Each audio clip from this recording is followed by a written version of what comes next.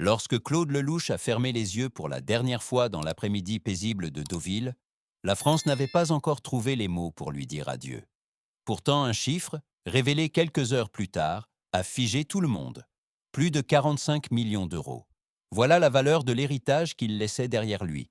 Les droits de plus de 60 films, les caméras qu'il avait chéries comme des compagnons, des milliers de pages de notes, des images jamais diffusées, et des lettres privées adressées aux comédiens, producteurs et musiciens qui avaient jalonné sa vie.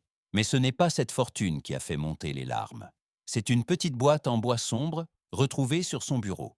Des lettres écrites pour lui-même, de courtes confessions murmurées comme si le cinéaste cherchait à préserver ce qu'il n'avait jamais osé dire tout haut.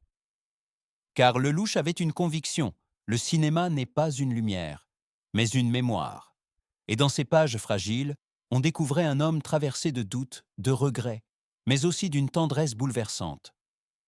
Derrière le maître des histoires d'amour se cachait une solitude douce, presque timide. Alors comment expliquer ce paradoxe? Comment un réalisateur célébré pour la chaleur de ses images pouvait-il garder au fond de lui tant d'ombres silencieuses? Et pourquoi les fragments inachevés de sa vie créative touchaient-ils autant ceux qui font du cinéma? Pour comprendre, il faut revenir au début, à l'enfance d'un garçon qui regardait Paris avec des yeux trop grands pour son âge. Claude Lelouch n'a pas grandi dans un cocon idéal. Né en 1937, il entre dans la vie alors que la France s'apprête à basculer dans ses années les plus sombres. Son père, juif d'origine algérienne, vit dans la crainte permanente. Sa mère, française, porte une sensibilité qui marquera profondément l'enfant. Cette double appartenance, une identité menacée d'un côté, une douceur fragile de l'autre, façonne son regard. Lorsque la guerre éclate, la famille doit fuir. La mère cache son fils, l'emmène de village en village, traverse des gares bondées, grimpe dans des trains qui sentent la peur. Lelouch observe tout, les silhouettes qui passent, les valises serrées contre les poitrines, la fatigue dans les yeux. Il enregistre la vie comme d'autres enfants collectionnent des jeux. Les moments imprévus, les instants volés, les émotions fugitives deviennent les premières images de son cinéma intérieur. Un jour, pour le protéger, sa mère l'emmène dans une petite salle obscure. La lumière du projecteur fend l'obscurité, les visages apparaissent, les voix semblent flotter. Lelouch reste immobile, hypnotisé. Le cinéma devient alors son refuge, son abri, sa maison secrète. À cet instant précis, l'enfant blessé par la guerre laisse place à un artiste en devenir, un être qui comprendra mieux que quiconque que la vie est toujours plus belle lorsqu'elle n'est pas préparée. Après la guerre, Lelouch entre dans l'âge adulte sans rien de stable, mais avec une certitude. Il ne veut vivre qu'à travers les images. Il échoue dans ses études. On le juge sans avenir, mais il persévère, habité par une intuition que personne ne comprend. Il prend une caméra 16 mm et sillonne Paris. Il filme tout. Un marchand de journaux qui sourit, un couple qui se dispute puis s'enlace, des enfants courant le long de la Seine. Pas de scénario, pas de préparation, juste l'instant brut. Pour Lelouch, la vie suffit. Il vend des images aux agences, tourne des publicités, des clips, et apprend chaque jour en filmant. Puis arrive 1966. Avec un budget étroit et une foi inébranlable, il tourne Un homme et une femme. Une histoire simple, presque fragile. Deux êtres abîmés qui se rencontrent et se relèvent. Les producteurs doutent, mais Lelouch sait que la vérité se cache dans la simplicité.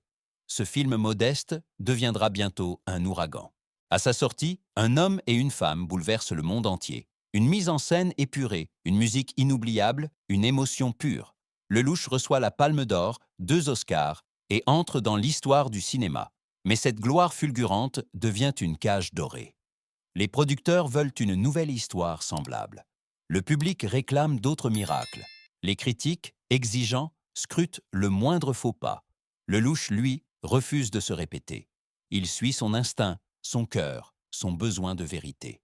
Ses films suivants divisent.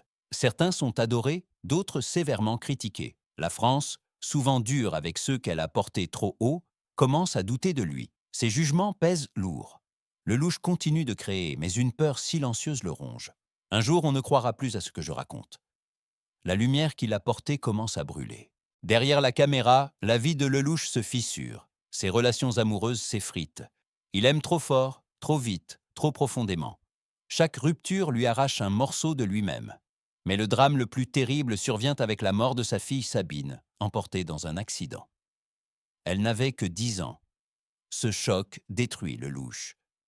Il cesse de tourner, disparaît, passe ses journées à revoir des films familiaux comme pour retenir Sabine parmi les vivants.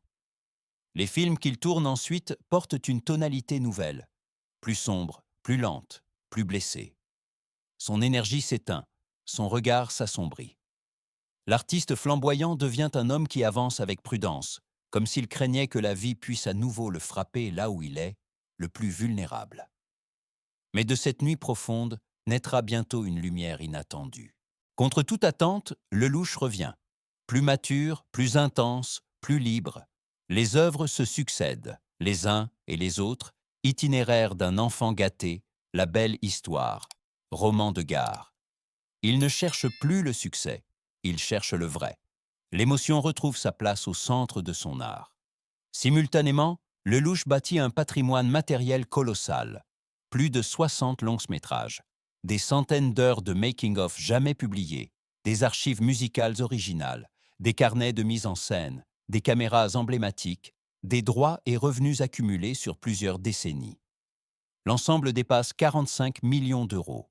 Mais la valeur réelle dépasse de loin l'argent. C'est un trésor historique, une mémoire vivante du cinéma français, soigneusement classée par Lelouch lui-même. On appelle cet ensemble la boîte noire de l'émotion. L'héritage spirituel de Lelouch est immense. Il a transformé le cinéma en un miroir du cœur humain. Il a appris à des générations entières que la vérité d'un regard vaut plus que 1000 effets spéciaux. Les jeunes réalisateurs le citent comme un guide invisible. On étudie ses films dans toutes les écoles de cinéma. On apprend de lui que raconter, c'est aimer, et que la sincérité est le plus puissant des langages. Lelouch n'a pas enseigné à filmer. Il a enseigné à ressentir. Et cette leçon-là ne s'oublie jamais. Sa mort n'a pas provoqué de vacarme. Elle a provoqué un silence. À Paris, les salles ont projeté un homme et une femme sans annonce. À Deauville, les habitants ont déposé des fleurs sur le sable où ils marchaient chaque matin. Dans les écoles de cinéma, les étudiants ont arrêté un instant leur tournage pour penser à lui. Il n'a laissé ni manifeste, ni testament artistique.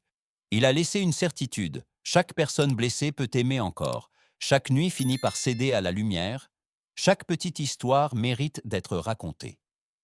Les grands réalisateurs écrivent l'histoire du cinéma. Mais les très rares lui donnent une âme. Claude Lelouch était de ceux-là. Et c'est ainsi qu'il devient immortel.